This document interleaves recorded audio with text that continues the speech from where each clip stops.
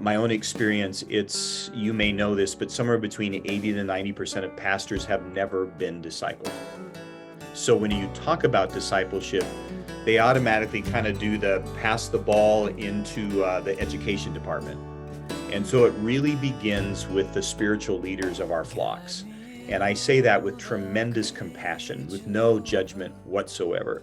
But many of the pastors that I know will tell me that.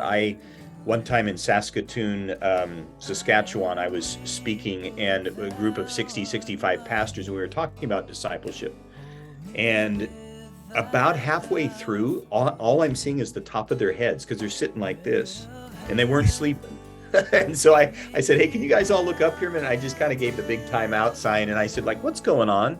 And like some 58-year-old pastor says, I don't like what I'm hearing, because I'm realizing as a young guy in ministry, nobody ever told me about making disciples. Hello, everyone. Dennis Allen with the Disciple Dilemma. We've got a disciple maker with us today, somebody who lives and breathes this stuff. So we are looking for some great answers. Dave Buehring with Lionshare joins us. Dave's been in the trenches when it comes to discipleship. He's been a pastor.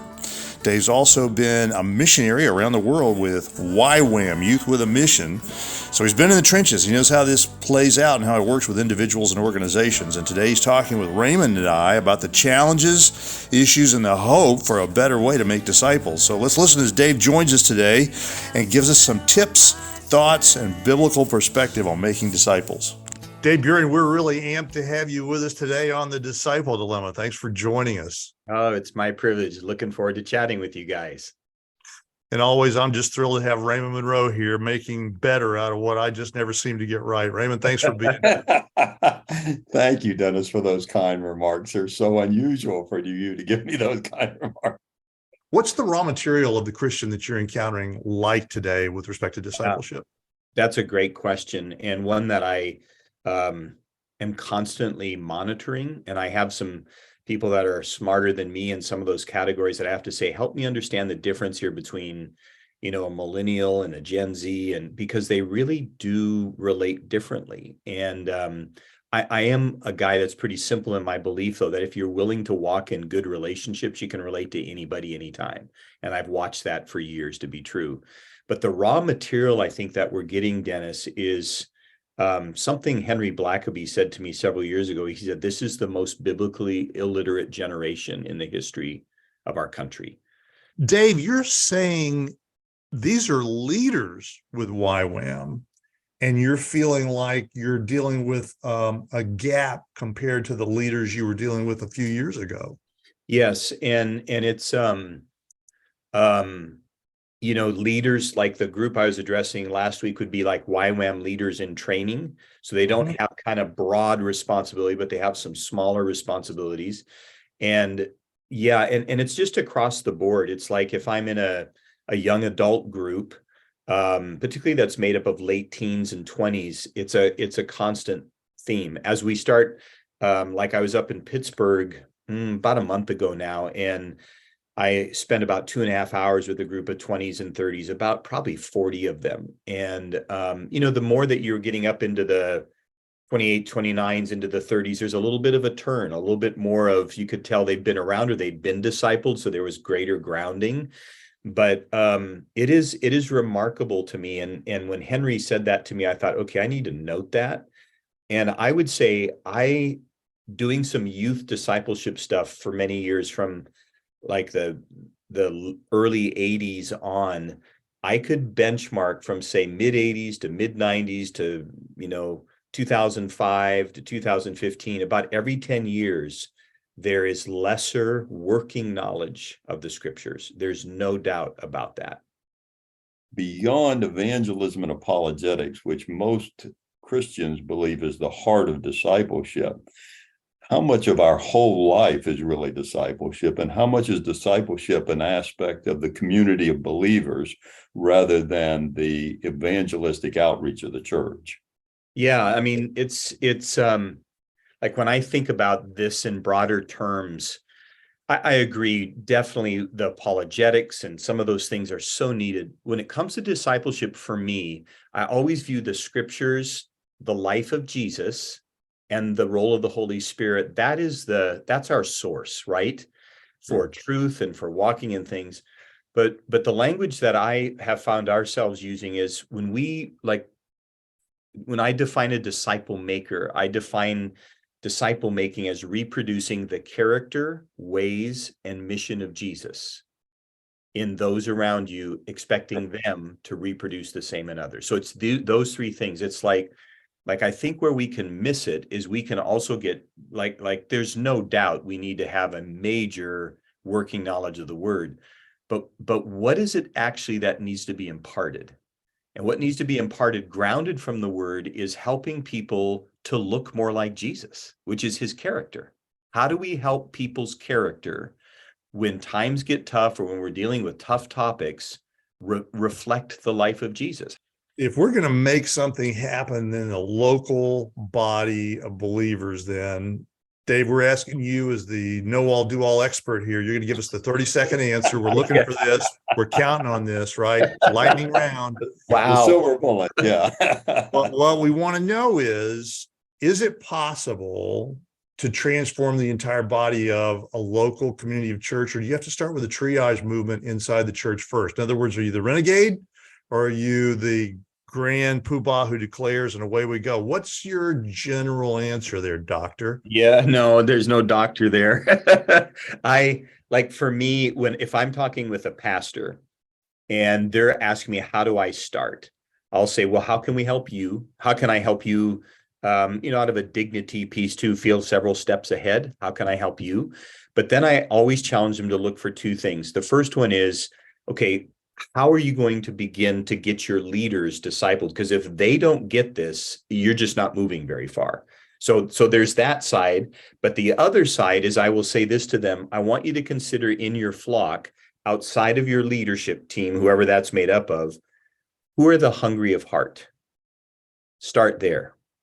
And it might not be the people you wish would be in, but find those people that when you raise that flag of who would really like to dramatically grow spiritually, and begin with them. And so if I know they're dealing with leaders on this side, excuse me, and the hungry of heart on this side, and then one of the things I'll say is, don't announce this, but in your mind, plan maybe the third Sunday of every month is Discipleship Testimony Sunday. And you always build in 5 minutes, 10 minutes for someone from this group and this group to come up and say, hey man, I've had a bitter relationship with my dad for, I can't tell you how many, I've gone through this chapter and seen in the scriptures about forgiveness, and God did a work in me, and you guys need to pray for me, because when I go home for Christmas, I'm having a conversation to make some things right with my dad, and you begin to have people share testimony. Here's what happens. They come up and go like, what class is that? I don't see anything. Like, what? Can I do that next time? And it's an attraction model that causes it causes the things within people who maybe weren't hungry of heart to become hungry of heart. And then it's like, that's where I'll say, and so you better be prepared to have these leaders and these hungry of heart be ready to multiply groups that you could begin to funnel that next group of hungry people into. The multiplication part of the discipleship is part of the missing ingredient. I had a pastor not long ago tell me, Dave, I've discipled really well, but I made a fatal mistake. And I said, what was that? And he said, the bottom line is, I never taught them how to reproduce, so they don't know how. And I said, well, you modeled it for them. He said, no, I know I did, but I didn't help them launch their own discipleship group. And that's oftentimes where the breakdown comes. So I think, Dennis, in answer to your question, we've got to help churches begin to find ways to disciple leaders, to disciple the hungry of heart, and let the games begin. Folks, we're talking with Dave Buehring, who is the founder of Lionshare, a former YWAM missionary, a guy who's been in the trenches in the churches, and now he's working with a lot of people to try to be a disciple maker. You're seeing on the screen his book, Making Disciple Makers, and when we come back, we want to deep dive that with Dave. Thanks for listening. Stay with us. We'll be right back. Folks, welcome back. We're talking with Dave Buehring with Lionshare. Raymond and I are trying to explore some of the challenges that a man who's committed to making disciples is facing in the world, and the way he's approaching going after what Jesus expects us to make of these disciples in the world. So Dave, here's my question for you, right? In a disciple maker's journey, right? your book is talking about culture. I was looking at page 300, 304, somewhere like that. Folks, you can see a copy of the book on the screen right now.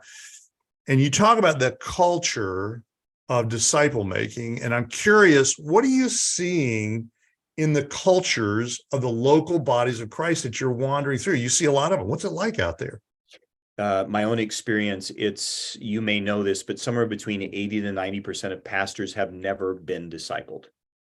So when you talk about discipleship, they automatically kind of do the pass the ball into the education department. And so it really begins with the spiritual leaders of our flocks. And I say that with tremendous compassion, with no judgment whatsoever. But many of the pastors that I know will tell me that. One time in Saskatoon, Saskatchewan, I was speaking, and a group of 60, 65 pastors, and we were talking about discipleship. And about halfway through, all I'm seeing is the top of their heads, because they're sitting like this, and they weren't sleeping.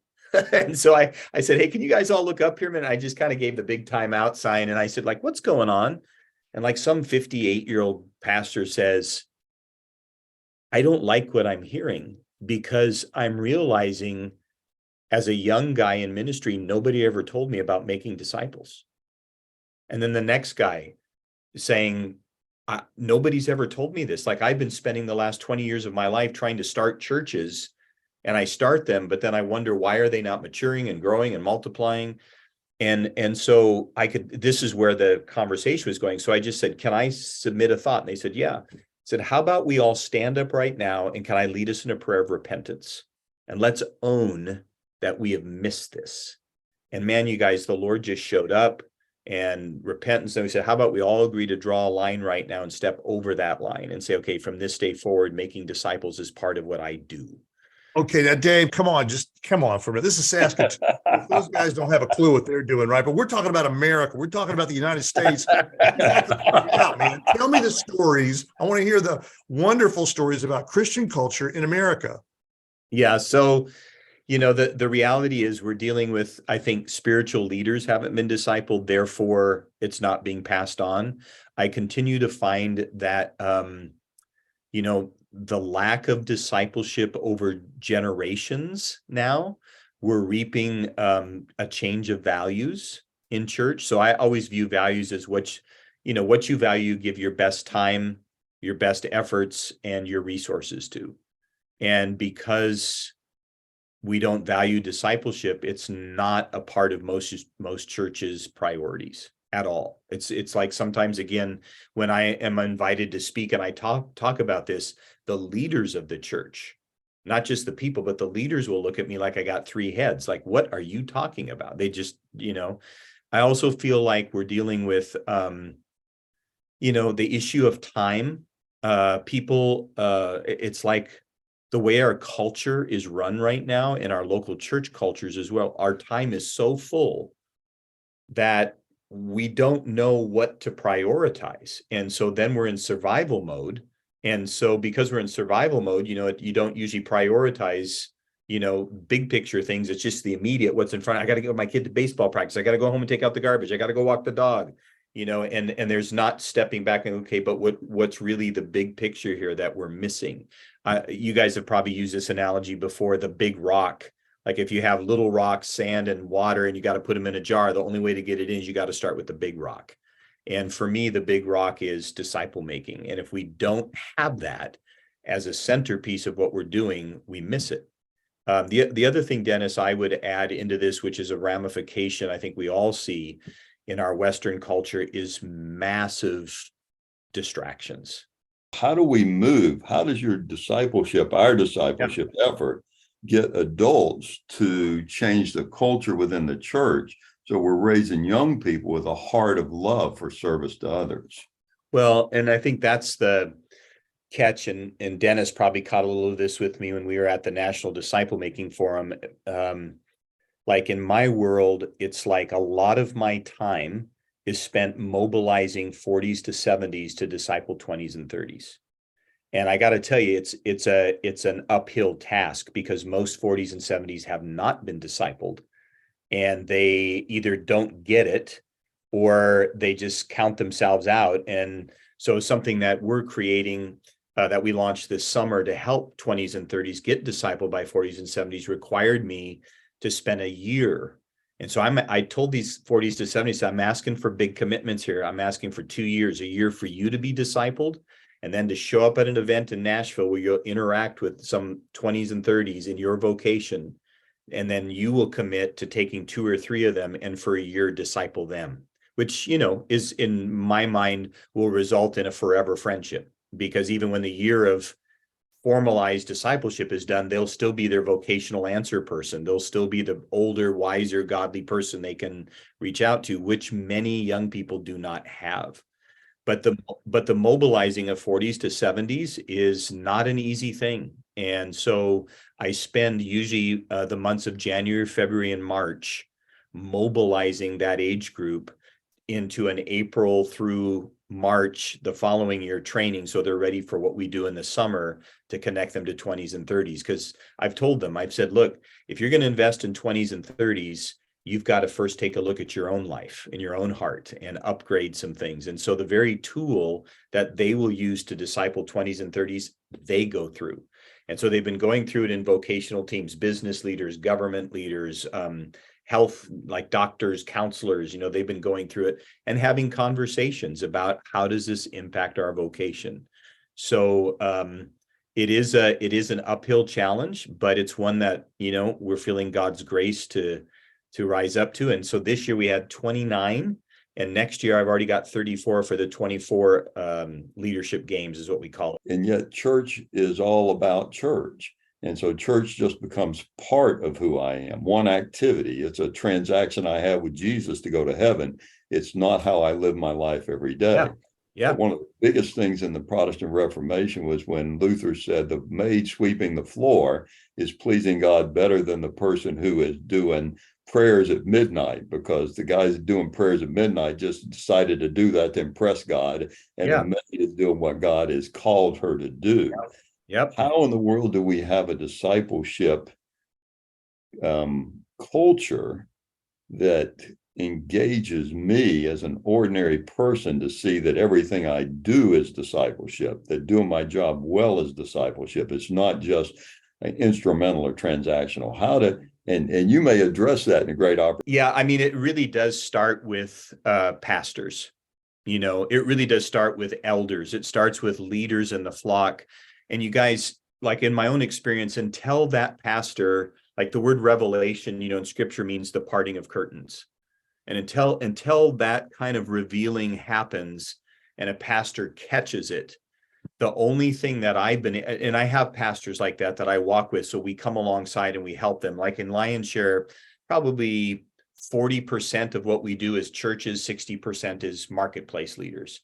And so we're involved in both. And if a pastor doesn't see it, but their youth pastor does, I've said to the youth pastors, now don't go trying to spread all this, just do well what you do and watch what happens. And it's usually, like I literally had a men's thing happen at a church where the men's leader understood disciple making, started reproducing disciples, and I got a call from a senior pastor. Tell me what he's doing. I am seeing tremendous fruit. We need this in our whole church, right? When the Spirit of God lands on something and there's fruit, people pay attention, and it causes them to go, like, as we say sometimes here in the South, I want to get me some of that, right? And so I start seeing that kind of bleed over. So I absolutely believe the local church should be the hub in the community of disciple making. But because we're not right now, we can't just land there. We have to go to some of these other places as well. Dave, how do we get folks who are watching this podcast and they're going, I got to get me some of that? How do we get to you? Yeah. So, an easy way is just to go on our website, Lionshare, just like it sounds, LIONSHARE, lionshare.org.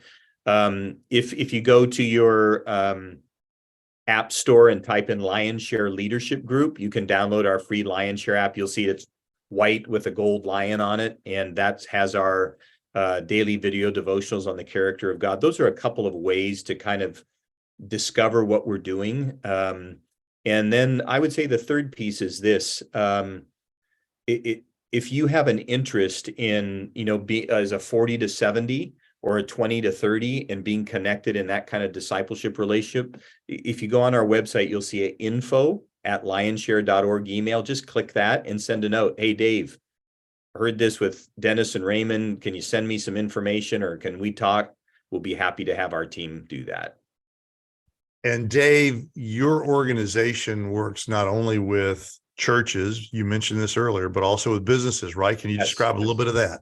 Yeah. So there's different ways that we can come alongside societal leaders. So we work with people in, business, media, government, of course, Nashville here, arts, entertainment. Terrific. Dave Buehring with lionshare.org. We're so grateful that you were with us on the Disciple Dilemma to talk about a discipleship journey, a book, a beautiful organization trying to develop better leadership so that we have disciples pursuing Christ better. Thanks for being with us.